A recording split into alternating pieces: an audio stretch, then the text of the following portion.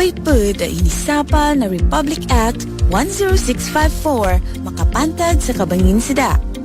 Kabang gamit sa mga pambato, undo pakagked at taw ka pakaduti a kemikal. Kabang gamit sa biyala amanot ang mga pasunin o fine mesh net. Kabagsikam sa sabalo o mature milkfish.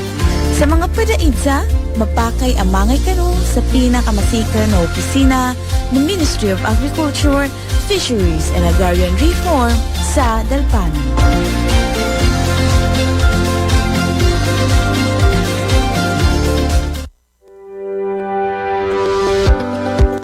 Sa Republic Act No. 10654, Section 99, mahigpit na pinagbabawal ang pagputol at tuluyang pagtanggal ng mga bakawan upang gawing palaisdaan o gamitin para sa ibang pakay.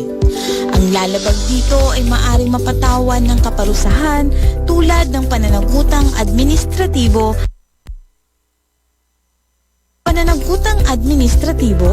multang 10 million pesos o halagang katumbas ng ecological value ng isang ektarya ng bakawan alinman ang mas mataas, at pagbabayad o pagpapanumbalik ng nasirang lugar bakawan.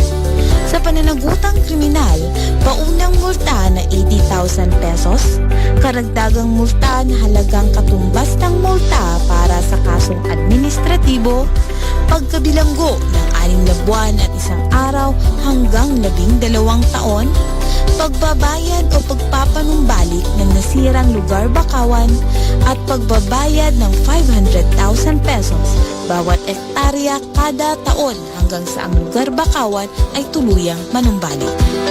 Para sa karagdagang impormasyon, maaring makipag-ugnayan sa pinakamalapit na opisina ng Mafar Barm sa inyong lugar. Unuin makalason at awang makahilo kasalan sa istabutingga. Iniin makalason at awang makahilo bang kumaon sa istabutingga. Nagdarasin pagtawag tetrodotoxin, hambuok kaginis neurotoxin, amon siya tumampan, hapagtawag ng sodium channel, ha mga kaukat-ukatan si mga manusia makakaon sa istabutingga. Dasin na son sin istabutingga, di siya malawa o makawasin mim kadkadtuig, malangkan humambok siya patuig. Amun iniin mga pangilahan ng mga manusia nagkakaon sin istabutingga, muna-muna, mamanhud indila, simon, bayo, siki, iwan lima, hikarwa, mahilo, hikatungan suka, hikaupat, makusuin kuba-kuba, hikalima, masigpit in paglapas, hikaunong, manghinatay in ginhawawaran, hikapito, mag-intaw-intaw, hikawalo, sumakit ino, hikasiyang panglamon sin pangatod. Bangaon ka na naman na ba? Kyugdan, pamasok, pag-uwatan, inikalakpas ng barang. Ibut-ibut, ayaw pumaon sin istabuting ka. Ini hambuok patumtum dengan Ministry of Agriculture, Fisheries and Agrarian Reform.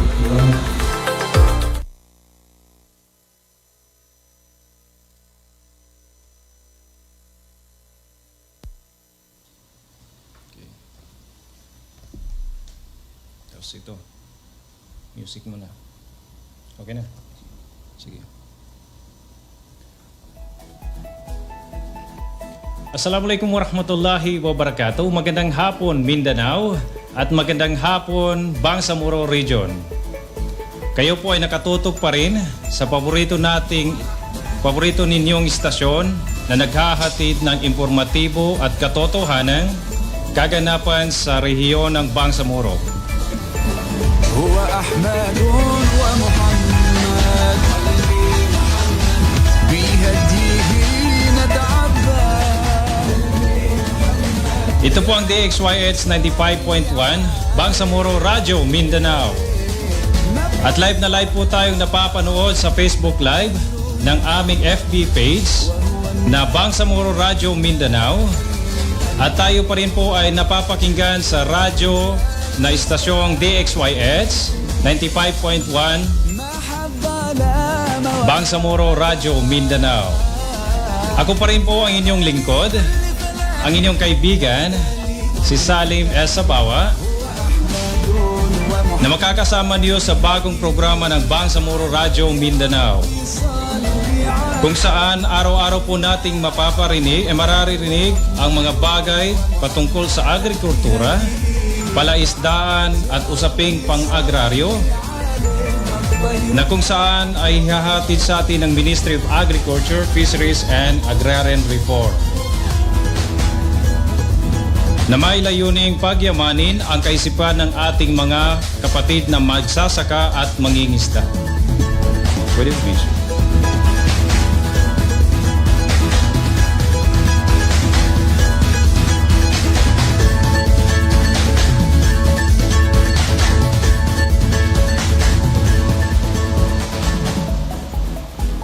Muli, kayo pa rin po ay nakatutok sa paborito ninyong istasyon.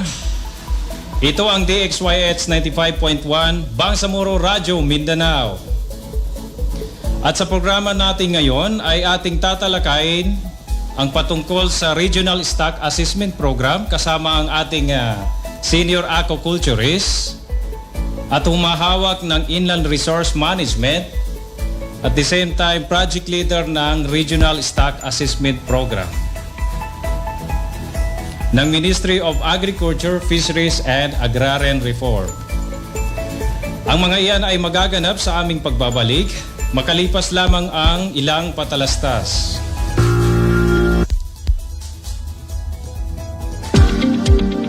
Yabay po da inisapa na Republic Act 10654 makapantad sa kabangin sida. Kabang gamit sa mga pambato, ando pakagked ataw ka pakaduti a kemikal, kabang gamit sa biyala amanot i mga pasunin o fine mesh net, kabagsikam sa sabalo o mature milkfish. Sa mga padaidsa, mapakay ang mangay kanu sa pinakamasika na opisina ng Ministry of Agriculture, Fisheries and Agrarian Reform sa Dalpano.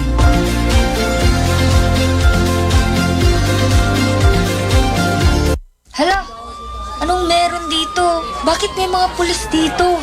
Hinihuli daw kasi yung mga mangingisdang iligal na nangingisda dito sa atin. Paano naging iligal ang pangingisda nila? Samantalang malawak naman ang karagatan na ito upang makapaghanap buhay sila.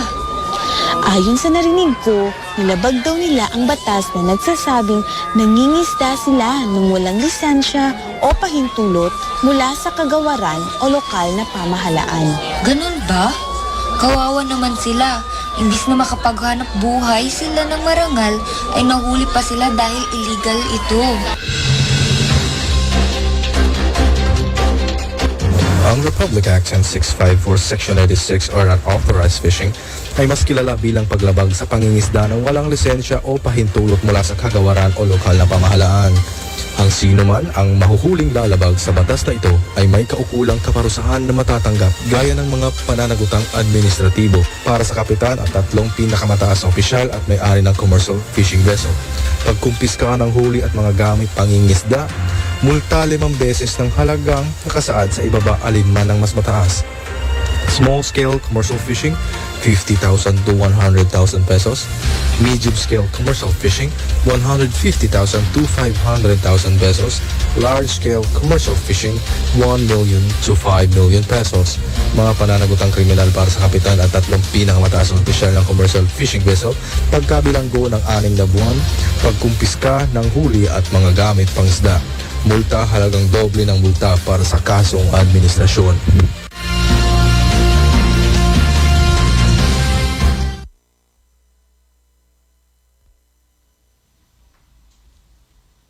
Assalamualaikum warahmatullahi wabarakatuh. Kami po ay nagbabalik at kayo pa rin po ay nakatutok sa inyong paboritong istasyon.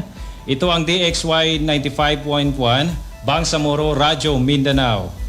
Sa ngayon po ay tatalakayin na natin ang usapin patungkol sa Regional Stock Assessment Program kasama ang ating isa sa mga magagaling na empleyado ng MAFAR, BARM. At siya po ay, ako po ay nananabik na marinig ang boses ng ating bisita sa ngayon. Let's welcome po si Norotin Kid ng Inland Resource Management section at at the same time project leader ng Regional Stock Assessment Program. Sir, magandang hapon po at welcome sa Bangsamoro Radio Mindanao.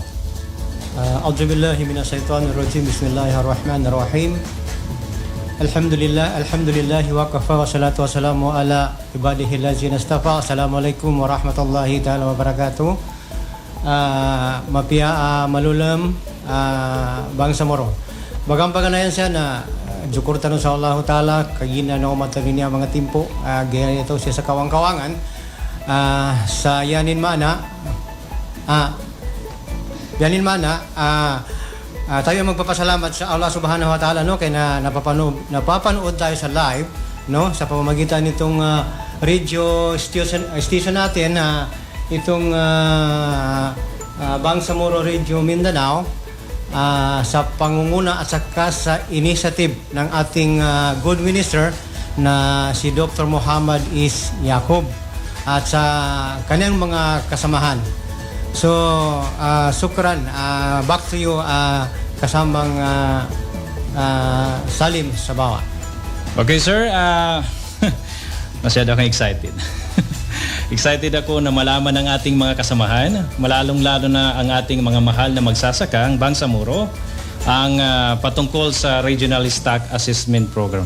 Unang-una, sir, ay alam ko isa kayo sa nag-effort upang maibalik ang Regional Stock Assessment Program sa Ministry of Agriculture and Fisheries. Sir, tanong ko lang, anong bagay ang nag-udyok sa inyo? Bakit ibinalik niyo po ang Regional Stock Assessment Program sa ating ministry? Thank you very much, no? Partner Salim Sabawa. Actually, tayo no ay isang kasangkapan lamang. Yes. Kumbaga, tayo ay isang kasangkapan lamang dahil ang sa totoo lang ang ating buting minister with the approval of ating buting minister Yes. ay nabalik si RSAP o si Regional Stock Assessment Program at sa ating Bangsamoro Director General ng Fisheries Sir Pin Patarasa at sa kanyang mga dalawang directors ni Sir Mac at saka si Director Muhammad Dahapin Daliday. Unang-una gusto kong ipaliwanag no sa madla sa mga nanonood ngayon kung ano ba itong Regional Stock Assessment Program. Tama po ba, no? Yes, sir. Okay. So itong Regional Stock Assessment Program, ito pa rin yung dating nationwide program ng national na National Stock Assessment Program. Pero since na we are autonomous region, meron na tayong sariling autonomiya, kaya nagiging Regional Stock Assessment Program. So, ano ba yung mga legal basis kung bakit nabuo yun, no? So, unang-una, no, meron tayong kopya na galing sa national, no? But itong kopya na ito ay for national level. Kagaya na sabi ko kanina, no, since na tayo ay autonomous region, so ibang ano na itong atin kasi may sarili tayong autonomiya. Itong National Stock Assessment Program was established and institutionalized the Bureau of Fisheries and Aquatic Resources, no, BFAR, in January 1997. So matagal-tagal na. So matagal na pala ito, sir? Yes, matagal-tagal na. So by virtue of the Department of Agriculture Special Order number 456 456 no, series of 1997. So simula noon, no, several capacity building ang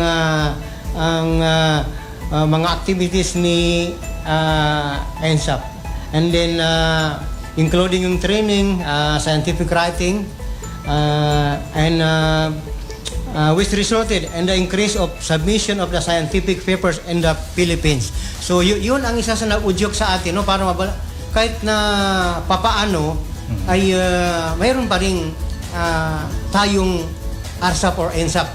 Yung ginagamit natin na methodology ngayon sa BARM, kung ano yung ginagamit ng national, no, na yun pa rin ang ginagamit nating methodology. Mga analyzation ng mga data ay yun pa rin siya kasamang partner San. Okay.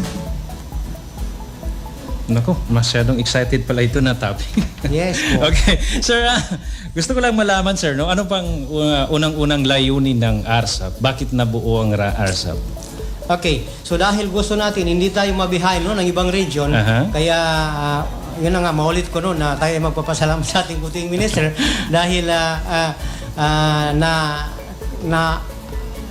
na tuunan ng pansin itong ano. Ang unang layunin dito no, kasi mayroon tayong dalawang objectives no, yung long range at saka mayroon tayong long range at saka next slide please.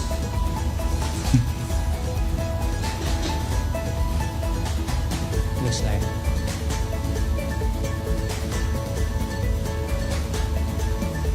Okay. So, mayroon tayong dalawang objectives. Mayroon tayong longer range. So, ano ba itong longer range na sinasabi nila? Ito yung sabi nila na, no, na to develop and institutionalize the capacity, no, capability of the region in resource assessment. So, puro assessment ito. Management and development, no? Number 2 is yung to generate reliable data as basis and the formulation of policies for the management and conservation of the country's marine and freshwater resources in order to attain sustainable development exploitation. So ibig sabihin policy ang lalabasan nito, no? Okay. Kung titingnan natin no kasamang halimbawa isang species ng isda, halimbawa si galunggong, no? Si galunggong sa Sulusi or Iliana Bay. Umalis na lang tayo kay galunggong, doon tayo sa Kitamban. Okay. Kasi for the information of everybody, no, sa lahat ng ating nanonood, ang Sulusi or ang FME3 ay 60% of the supply of the Tamban. Kaya sa Pilipinas, na siya pagkabon sa Sulusi. Nanggagaling sa Sulusi. Just imagine, na Sulusi is kay nasa ano ni Barm. Okay. So yun ang isa sa ano. Okay. Balikan ko yung bakit isa na nag-udyok tayo no sa para mabalikan ni INSAP or ARSAP. Yan na nga. Ito ay science based. Kung kung maalala mo no partner San no, mayroon tayong FME, mayroon tayong 12 FME all over the Philippines. Yes. No? FME1 up to 12. So si BARM ay kasama sa FME3. Ang kasama ng region ay Region 9. Region 12 at saka Region 11 at saka BARM. FME4 naman ay kasama si Region 9 at saka si Region 10 at saka si BARM.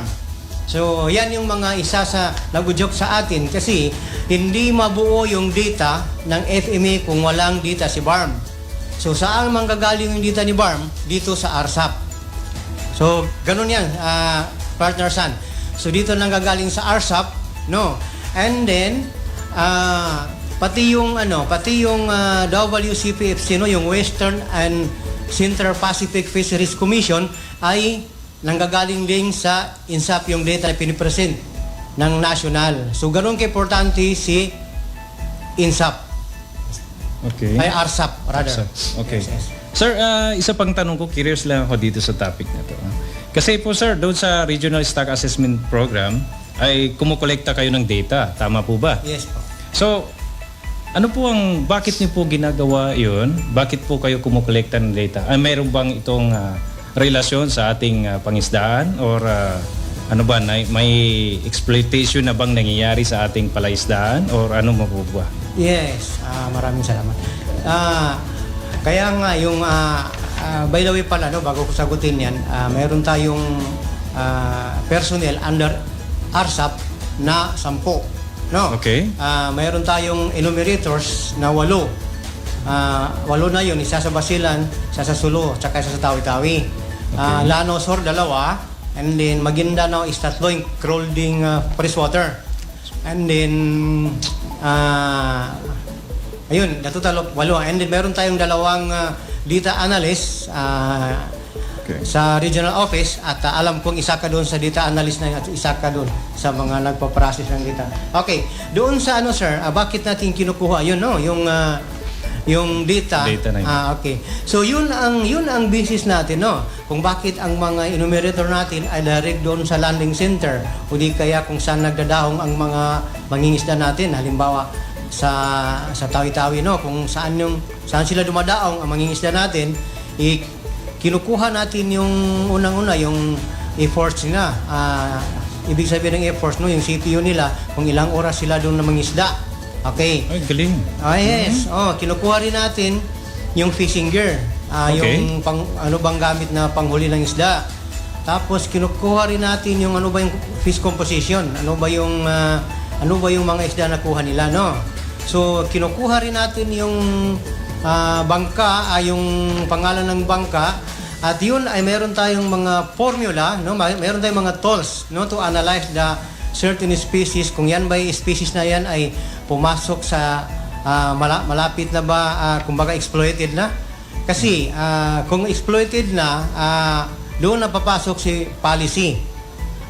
Kagaya sa kasamang san, no, yung Okay. kung maalala mo yung close season ng Basilan Street, yung sardines close season ng Basilan.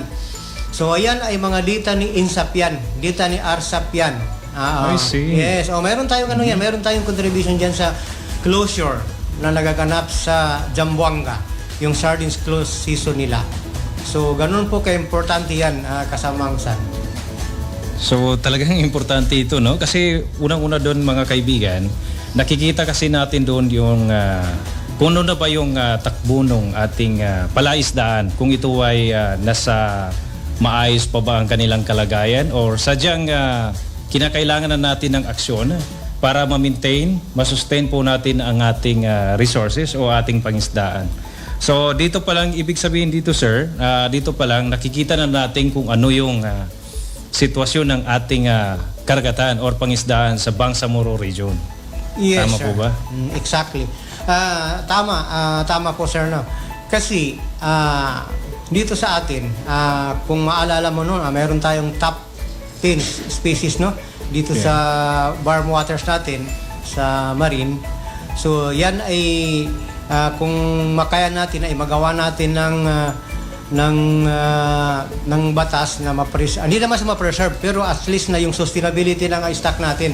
Pero hindi yung basta-basta maliban, kundi dadaan muna sa mga scientific study.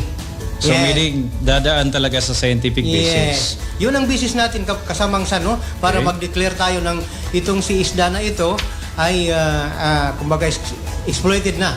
So kumbaga nalulugi na yung mga fisherman natin dahil wala na nakukuha. So ibig sabihin nawawala na yung production ng isda na yun sa isang area. Parang ganon. I see. So isa pa dyan kasamang san, no? Dito sa ARSAP, no, itong mga data na kinukulik ng ating mga kasamahan, kinukulik natin, no? Madi-determine din natin dito yung length, width, frequency. Halimbawa, Okay.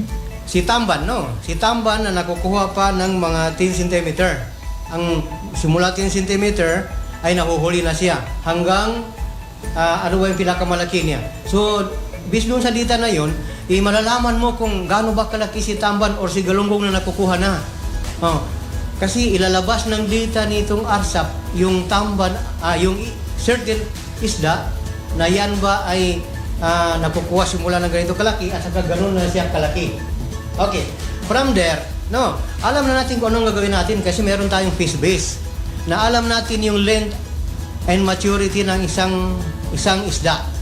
Halimbawa, si isda na ito ay hindi pa muna siya huliin dahil hindi pa siya nakapanganak. Di ba? Okay. O di kaya si isda na ito ay pwede na siya huliin kasi nakapanganak na siya. Parang ganun ba? So, yan ang isa sa makukuha natin sa mga data ni ARSAP. So ibig sabihin, sir, kapag halimbawa ako isang mangingisda at nahuli ko yung mga maliliit na isda na yon, ay posibleng hindi na magkakaroon ng anak pa. At mababawasan na yung stocks natin doon sa kwan.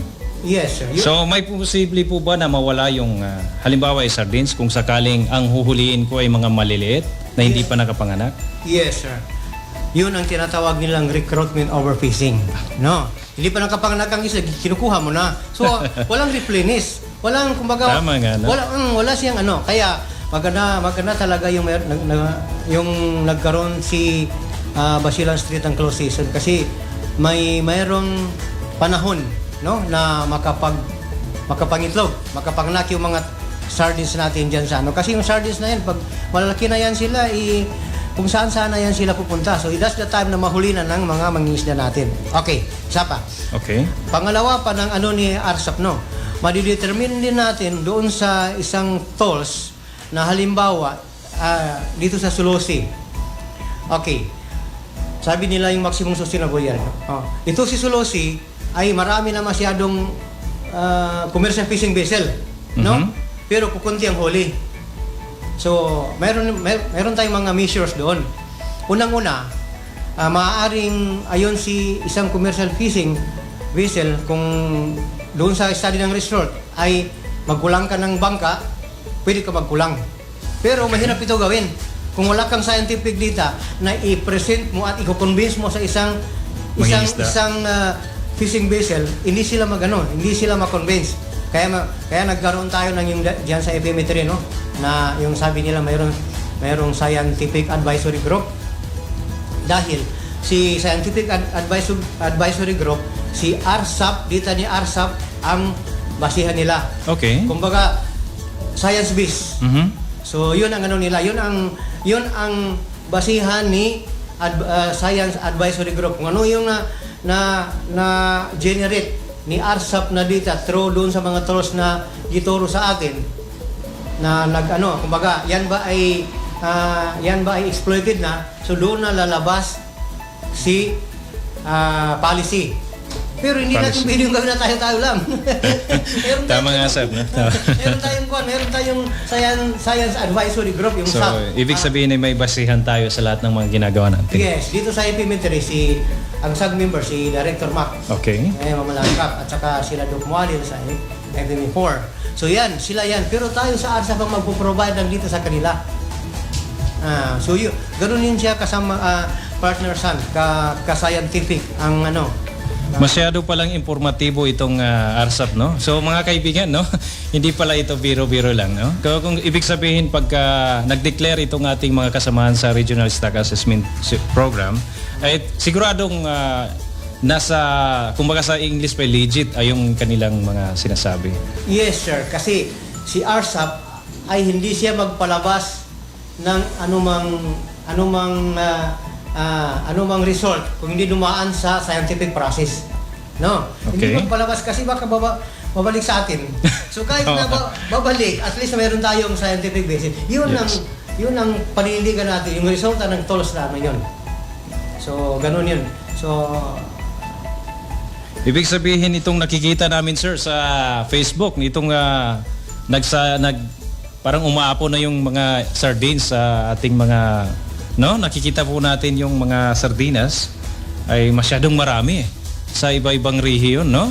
So ito po ba yung resulta ng study ng ARSAP? isa yan sa mga resulta ng management measure ng lahat ng mga FMAs. Ibig sabihin, i-apply nila yung scientific na gather ng mga data, and then isa na yan. Kung makikita mo yung mga lumalabas, no, na tonnage ng Katsunos pilamis, or yung yung langalak sa may DBS. Isa yan sa mga resulta ng mga measure ng ano. So ibig sabihin, sir, si ARSAP ba ay halimbawa, no, kasi napapansin natin, no, masyadong nagmamahal itong mga haluan natin, no. Halos sumaabot na ng 1,000 per kilo, no. So medyo natatawa tayo minsan, no, kasi masyadong mahal. Ito po ba tayo po ba nagkukulang na ba ang ating mga haluan? Bakit ganun na po kamahal? Hindi naman sa nagkukulang ang haluan natin. Doon lang sa methods, doon lang sa pamamaraan ng pangingisda. Okay. Kasi andyan ang mga illegal fishing. Kasi ang haluan, andyan yan sila. Pero yung parang ano rin ba, kung pati maliit, pati yung mga budi huli na natin, sa bagay, masarap nga yung budi. Yung budi. Isa na ako. Bawal pa rin. pero sana, humingi tayo sa Allah Subhanahu wa Ta'ala kumbaga itong pag-deplete ng mga stock natin sa freshwater at saka sa marine. So sana masolusyonan pa ito kasi hindi pa ito huli ang lahat. Yes. Inshallah. So, sir, isa pang tanong, sir. Sa palagay niyo, anong magiging pakinabang nito sa ating mga maliliit na mangingisda? Ayun, kung meron ng policy, kasi natutuwa lang ha, napaka-importante ang policy. Kahit nasa bahay, no? Kahit nasa bahay, kung wala kang polisiya sa loob ng bahay, magkakano rin ang bahay mo. Kumbaga, hindi ko lang alam kung magkakawatak ba. So, ganun din. Si Mapar, meron tayong policy, di ba? So, ganun din sorry ng pangingisda. Pag may policy na, lahat makinabang. Lahat makinabang. Walang, kumbaga, once na, ano ba yung terminology? Si maliit na mangingisda, once na mag-ano lang siya, kumbaga, wag lang siya maging violator. Yun ang pinaka-short one. Okay. Okay. Sir, maganda yung natin So nakita natin mga kaibigan So itong si Arsa pala nakikita natin yung mga impormasyon na kailangan natin. So bilang isang mangingisda, halimbawa ako ay na-observe ko kasi ako huli ako ng huli ng isda pero hindi ko man lang inisip na yung hinuhuli ko ay mayroon pa ba doon sa area na yon. Kasi nga wala tayong data, so wala tayong impormasyon kung doon sa area na yon ay mayroon pa ba o sadyang wala na. So mga kaibigan, mamaya tatalakayin pa natin ang ibang mga topics masyado akong excited. Ang dami-dami pa nating itatanong kay Sir Nords. Mamaya po ay babalik kami sa pagkaraan ng ilang sandali.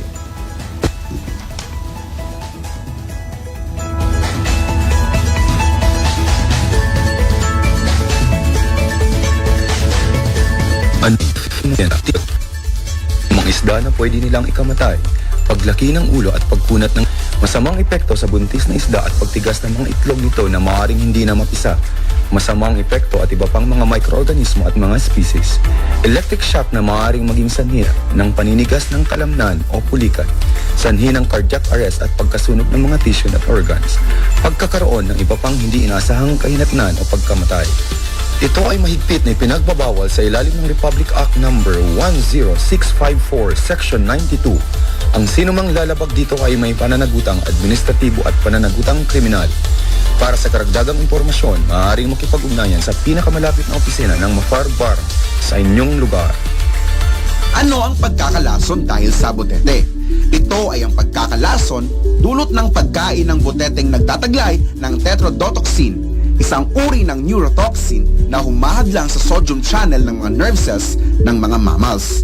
Ang lason ng butete ay hindi nasisira ng init at ito ay humahalo sa tubig. Ang mga sintomas ng pagkalason ay ang mga sumusunod: pamamanhid ng dila, labi, muka at mga paa at kamay, pagkahilo, pagduduwal at pagsusuka, mabilis na pagtibok ng puso, hirap sa paghinga, pagkaparalisa ng kalamnan, pagtatae, pananakit ng ulo at panalabo ng paningin. Kung sakali makakaranas ng anumang sintomas, dalhin agad ang pasyente sa pinakamalapit na paggamutan. Upang makasiguro sa kaligtasan, iwasang kumain ng butete. Isang paalala mula sa Ministry of Agriculture, Fisheries and Agrarian Reform.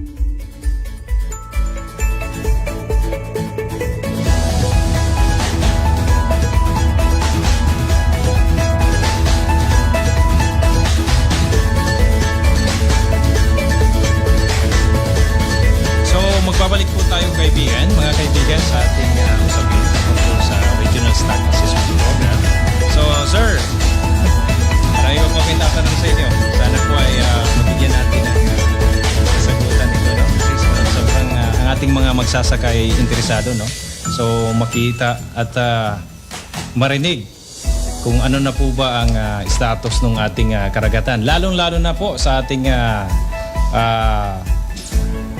mga area dito sa Barm, kasi meron tayong Sulusi, meron din tayong Iliana Bay, So kung titignan natin ay itong Iliana Bay at Sulusi ay napakalaking fishing ground, Kung saan itong ating mga mangingisda ay diyan sila kumukuha ng mga isdang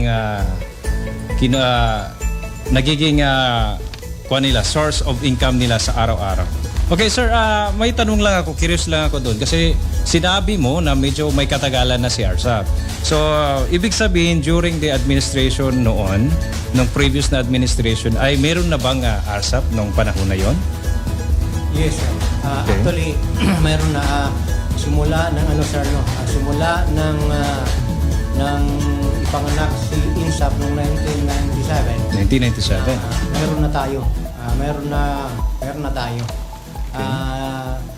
Yun nga lang, so because of transition, so naano siya, na-stop siya. Actually, ang last na data natin is 2018. Mhm. Hindi ako nagkakamali. Okay. So, ngayon lang nabalik, kaya yun nga, maulit ko, tayo ay nagpapasalamat sa ating good minister, at nabalik itong ARSAP na inaasam-asam natin na mabalik. So, noong una, sir, meron tayong mga existing landing center. Mhm. Meron tayong 31. So, marami-rami pala, sir. Marami-rami. Mhm. Meron tayong 31 landing centers. Okay.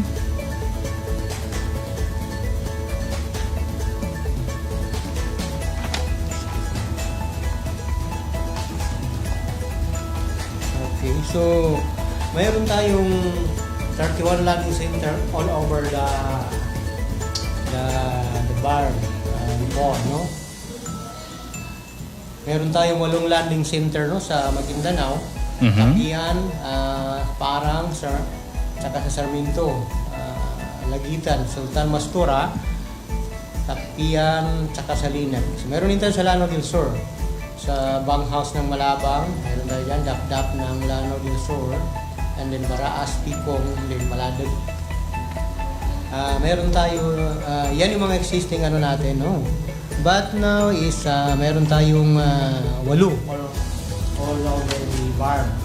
So, sa ngayon, sir? Sa ngayon, yes. Okay. Pero tayo pa rin magpapasalamat dahil meron tayong tinatawag racing factor, to cover the landing centers na hindi natin na kukunan ng sample. Okay. Yung kagaya nung sa Malabang. Kung doon sa Malabang, wala tayong illuminators doon as of now. Meron lang tayo sa Picong Lanao del Sur. Sa Picong. So yun na yung inaano natin, ginagamitan natin ang racing factor to cover the landing centers na walang enumerators pa. So, sir, dito sa freshwater natin sa Ligawasan, Mars at saka Lake Buluan, meron pa po ba tayong mga enumerators dyan sa ngayon? Actually, sir, ngayon, ang meron lang sa atin yung sa may SGA, Okay. sa Special Geographic Area, particular sa may Barangay Baguingad. Okay. No, meron tayong isang landing center doon, Baguingad, then sa may Dungguan, Datumuntawan, meron din tayong isa doon. So, I think yan lang ang meron tayong freshwater dito sa Maguindanao, and then sa Lanao del Sur, meron tayong isa sa may Ganasi, Lanao del Sur. Meron tayong isang landing center doon. Meron din tayong kasamang enumerator na nagkukulik ng data. Okay. Sir, may konti lang akong katanungan, sir, no? Kasi dumarami yung eel doon sa may bandang Ligawasan, Mars. Nakukuha po ba natin yung data doon sa mga eel na yan? Yes, sir. Kinukuha natin yan. Ang sabi mo ba, sir, yung bagong Oo, eel, kasi yung bagong salan ngayon? Oo, sa ngayon nga kasi, sir, sa dito banda sa may part ng region natin, sa may bandang Pikit, ay masyadong dumarami ang eel. Yes, sir. Hindi lang sa Pikit, sir, pati doon sa Muntawal. Pero hindi naman yan araw-araw na mayroon. Kuwan lang yan sila, parang seasonal din yan. So ibig sabihin season nila ngayong panahon. Ngayon ay wala pa masyado, pero mayroong mga araw, mga month, mga buwan, no? Yun ang maraming huli, at isa pa, wala siya masyadong value. Yan ang isa sa mga ano ng mga fisherman natin na according doon sa mga feedback ng ating mga enumerators, pag nakapasok na daw yan sa kanilang mga lambat or sa kanilang mga talik, ano ba yung ano ng talik, mga fish trap, ganun.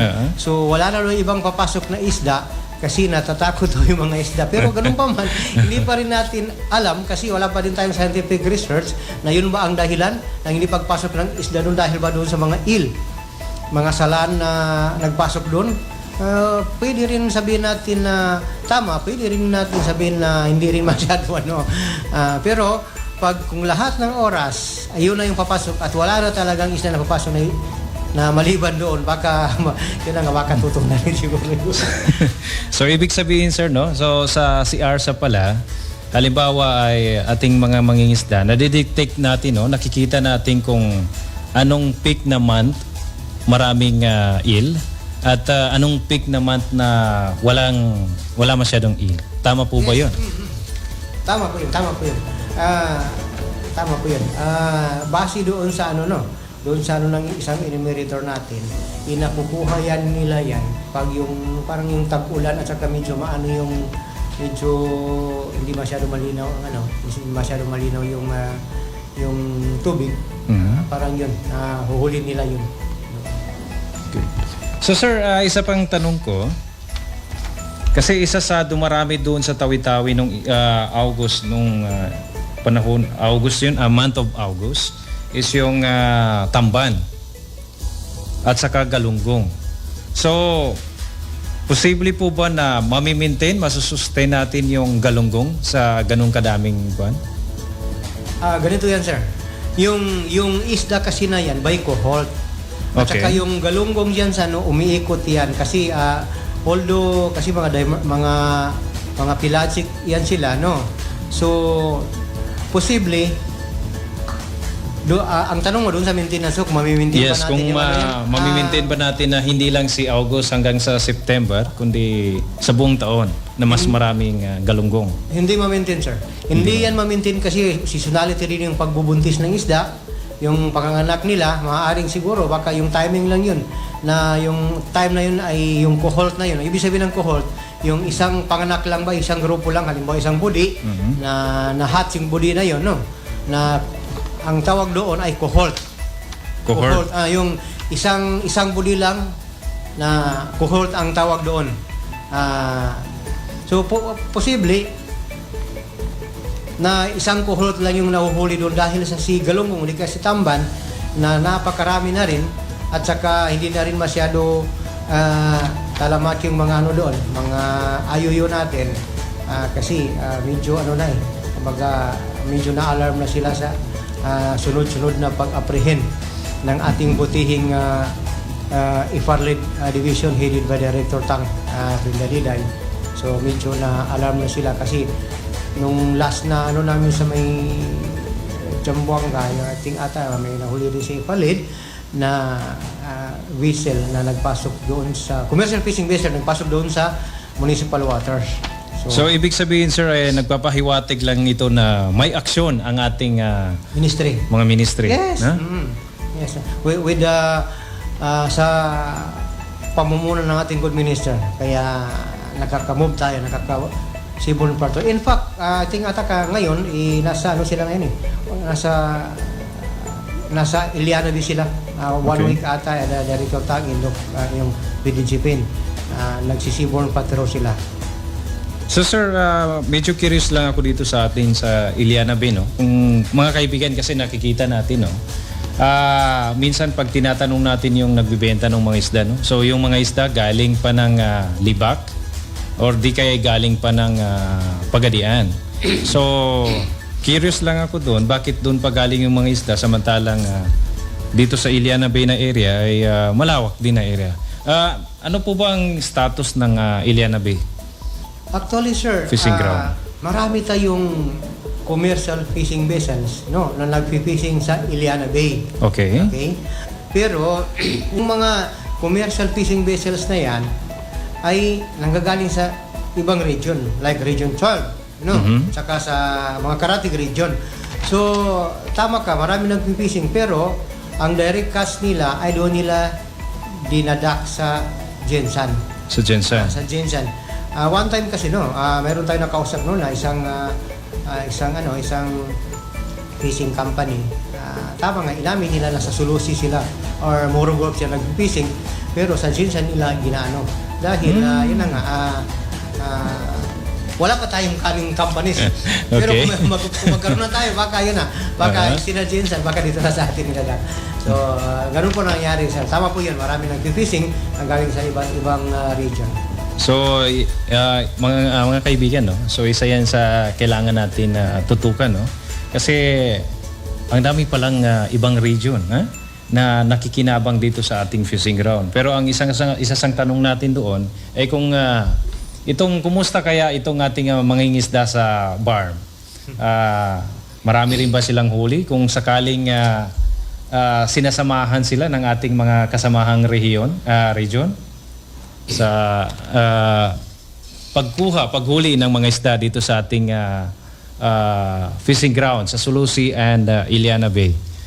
So, sir, mayroon pa akong isang tanong. Ilang taon ba bago natin ma-identify or makagawa ng isang palisiya sa ARSAP? Actually, base doon sa natin, napakagandang tanong. Base doon sa tools natin, yung database natin or tools natin na ginagamit to, na ang pinakamababang panahon, na para i-analyze, ng ating tools ay 1 year. 1 year. Isang taon yan. Pero magkaganon pa man, hindi pa rin masyado yan, kung doon sa accuracy, hindi pa yan siya masyado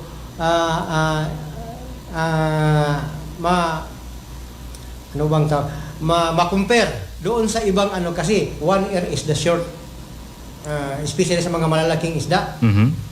Kasi tama nga, ito nga pala si ARSAP, mabuti na lang si ARSAP pala ay malalaman niya, ma-identify niya kung si Galunggong or si Tamban ay makailan siya mga anak sa isang taon. Yan I sa isa. see. Okay. Yes, ganun po yan.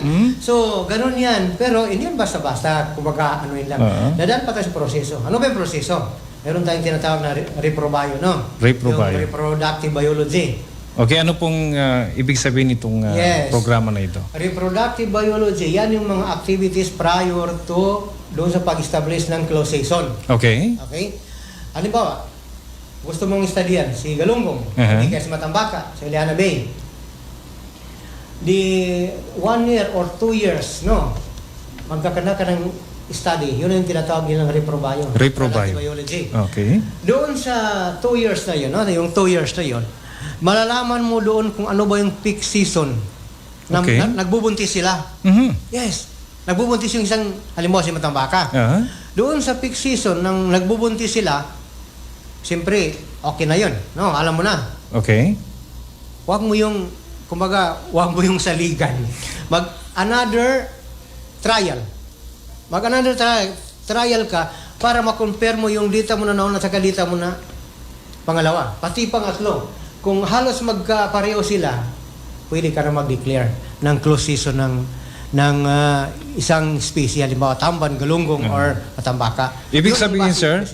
Yes, sir. Ibig sabihin, sir, yung halimbawa dito sa ating Saligawasan Mars, so napapansin natin yung ating mga haluan medyo nagkukulang na Napapansin natin na medyo kakaunti na yung nahuhuli ng ating mga isda. Kung sakali, sir, ay mapansin natin na nagkukulang na yung ating mga isda, posible po ba na pwede natin gawin yung tinatawag mong reprobio? Yes, sir. Okay. Pwede. Kasi yun ang prerequisite bago ka mag-establish ng closed season. Pwede. Okay. Halimbawa, sa Ibanan Mars o di Kaligawasan Mars. Kung sa Ligawasan Mars ka or Ibanan Mars ka, pwede ka mag-conduct ng reproductive biology for snakehead or Chianis striata o aluan. Pwede ka. Kasi yun ang basihan mo. Tingnan mo, ha. ibalik natin na, ialis muna natin ang usapan natin sa freshwater. Okay. Pumunta muna tayo sa marine water na. Sige, sir. Okay. Ang unang nag-establish ng closed season ay Zamboanga. Zamboanga Peninsula, Basilan Strait, tsaka Zamboanga Peninsula, no? So ngayon, since nalaman nila yung effect, yung kagandahan, yung positive effect ng closed season, sino bang sunod na gumaya? Visayan Sea, Region 6. Ngayon, nag-ano na rin sila ng closed season. Ngayon naman, si Davao Gulf, Region 11. Gi-adapt na nila yung unang giano ng Zamboanga, yung sardines closed season ng Basilan Strait, Zamboanga. So, ganyan ang importante. Meron pang ibang region na nakalimutan ko na yung pero ganoon na, kumbaga nationwide na itong nila na ginagawa dahil doon sa kagandahan effect. Yun nga lang, medyo dadaan lang sa medyo mahirap, hindi naman mahirap. Konting paunawa lang sa ating mga canneries, yung mga nagkakaning at saka sa mga boat operators natin, mga commercial fishing vessel natin. Konting paliwanag lang doon sa kay ganun ang gigawa ng Region 9. Nahirapan sila doon sa mga canneries, sa mga canning companies kung paano nila ba i-convince yung mga business sector at saka yung may-ari ng mga commercial fishing vessel na nag-fishing sa Sulu Sea. So nahirapan sila. Pero dahil doon sa scientific yung yung data nila na pinaninindigan nila, na-convince din nila. Anong resulta? Ngayon, kumbaga, isa ako na naka-attend kami ni Director Tang, Pendaliday, during sa SAFDC, yung Strategic Planning for Fisheries Zone. So, yun, mismo na sila. Mismo na yung mga fishing, commercial fishing operator at saka canning companies ang nag-udyok na kumbaga protektahan yung yung period na yung close season. Close season na yun. Kasi dati, yung isang sardinas nila, lalagyan nila ng taglimang piraso ng sardinas, no? Sa isang can. Sa isang can, noong before close season. After close season, 2 na lang or 3 sardines kasi malalaki na ang nalalagay doon sa can. So yun ang effect ng Okay. According sa data nila.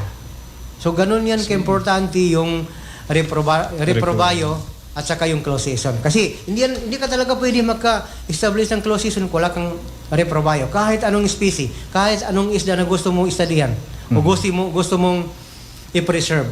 Hindi ka talaga maka-proceed ng close season kung wala kang reproductive biology. Kasi baka babalik sa iyo kung mga technical na mga tao yung anuan natin, ibabalik sa atin na yun ang mahirap.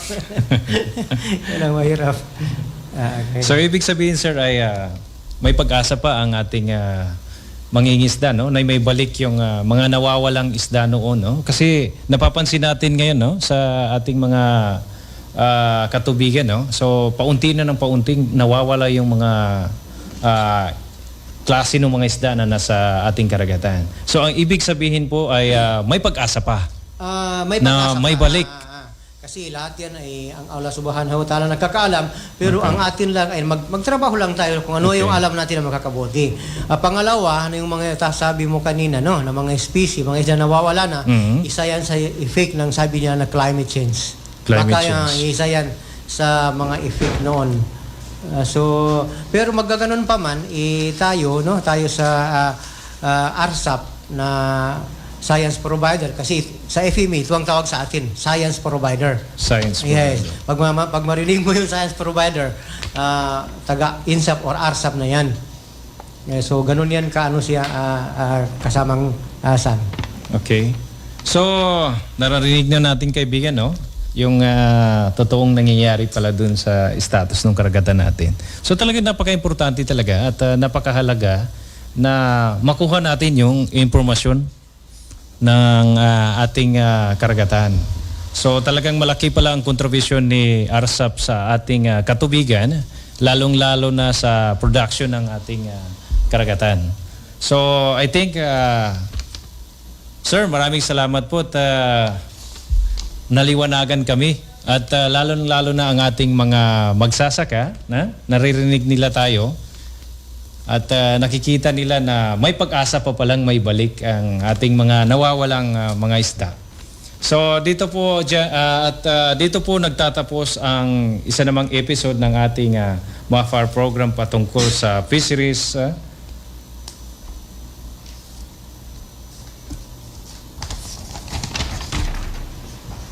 Patungkol sa ating palaisdaan at patuloy kayong magkaroon ng kaalaman sa usaping agrikultura, palaisdaan at agraryo, kung saan araw-araw kasama ang mga magagaling at matatalinong empleyado ng Ministry of Agriculture, Fisheries and Agrarian Reform. Kasama ang DXYH 95.1 Bangsamoro Radio Mindanao. Ako po si Salim Sabawa at marami pong salamat mga Bangsamoro at hanggang sa muli dito po nagtatapos ang ating palatuntunan.